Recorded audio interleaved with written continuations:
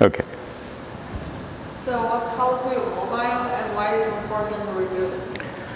Colloquy of Mobiles was an interactive installation that was built in 1968. And it comprised hanging mobiles, some representing female figures and some representing male figures. And they rotated and made sounds and emitted light and interacted with each other and with the public. Now in 1968, this was absolutely crazy as an idea. Machines talking to machines, and people talking to machines talking to people. It was crazy. And it was invented by this guy, Gordon Pask, who had already built a whole series of machines to experiment with how people talk to one another and how machines might talk to machines. And he was both a scientist and an artist. This is a mural that he did in Cambridge, in the rooms that he lived in at the time.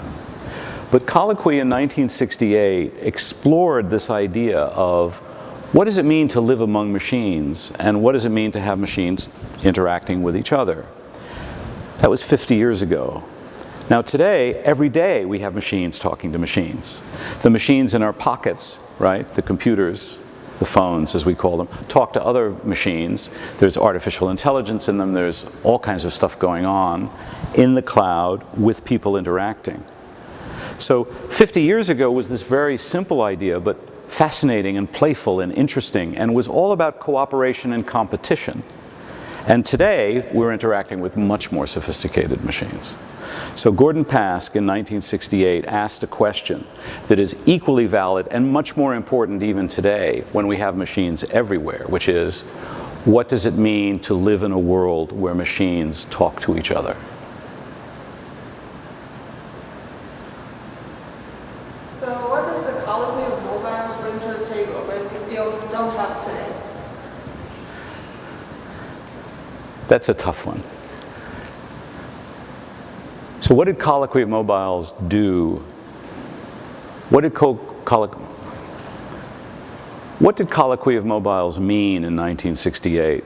And what did it do that we don't have today? Well, first of all, there's a playfulness to it. There's a physicality to it. It's immersive, it's interactive, it's things moving and interacting. We don't do this very much with digital machines these days. Mostly we have screens which get in our way.